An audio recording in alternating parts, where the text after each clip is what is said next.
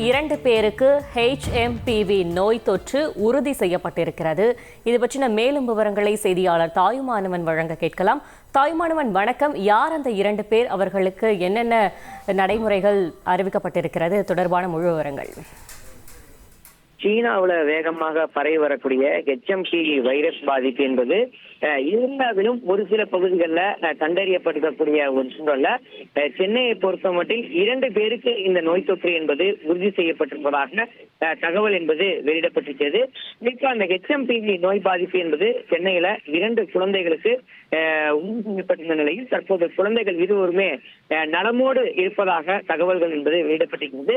இதன் மூலம் இந்தியாவிலும் இந்த HMPV நோய் தொற்றால் பாதிக்கப்பட்ட குழந்தைகளுடைய எண்ணிக்கை என்பது 5ஆக உயர்ந்திருக்கிறது. இன்று காலையில பெங்களூருவில் 2 குழந்தைகளும், அதனை தொடர்ச்சியாக குஜராத்ல 1 குழந்தைகளும் என 3 குழந்தைக்கு இந்த நோய் தொற்று இருப்பது என்பது உறுதி செய்யப்பட்டிருந்த நிலையில் சென்னையில தற்போது 2 குழந்தைகளுக்கு உறுதி செய்யப்பட்டிருப்பதாக தகவல் வெளியிடப்பட்டிருக்கிறது. இதன் மூலம் இந்தியாவினுடைய HMPV பாதிப்பு என்பது 5ஆக உயர்ந்திருக்கிறது. பெரியவர்கள் யாரும் இல்லாமல் குழந்தை அளவுல இந்த நோய் என்பது பாதிக்க வாய்ப்பிருப்பதா மருத்துவர்கள் எச்சரிக்கையை விரும்பும் போதும் தும்மும் போதும் கைக்குட்டையை பயன்படுத்துதல் அவசியம். கைகளை சோப்பு கொண்டு கழுவுதல், தேவைப்பட்டால் சானிடைசரை பயன்படுத்தும், பொதுமக்கள் கூறக்கூடிய இடங்களுக்கு செல்வதை தவிர்க்க வேண்டும். அறிகுறிகளான காய்ச்சல், சளி, இருமல் ஆகியவை இருந்தால் செல்வதை தவிர்க்க வேண்டும்.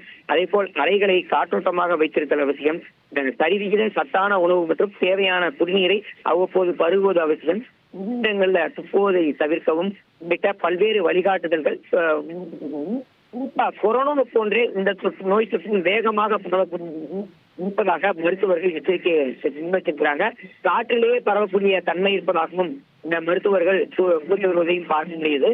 பொதுவான அறிகுறிகளாக காய்ச்சல், சளி, இருமல் உள்ளிட்டவை இருந்தால் தாமீக முன் வந்து மருந்துகளை எடுக்காமல் உடனடியாக மருத்துவரை அணுகுவதும் அவசியம் என இந்தியாவை பொறுத்த மட்டும் குழந்தைகளுக்கு தான் இந்த வகை பாதிப்பு என்பது அதிகரித்திருக்கிறது. குறிப்பா 5 பேர் இது வரைக்கும் பாதிக்கப்பட்டிருக்கக்கூடிய ஒரு சூழல்ல பெற்றோர்கள் குழந்தைகளை கையாளும் போதும், குழந்தைகளை பார்த்துக் கொள்வதும் போதும் கவனமாக கையாள வேண்டும் எனவும் மருத்துவர்கள் எச்சரிக்கை விடுத்திருக்கிறார்கள். தகவல்களுக்கு நன்றி தாயுமானவன். செய்திகளை உடனுக்குடன் தெரிந்து கொள்ள உடனே சப்ஸ்கிரைப் பண்ணுங்க.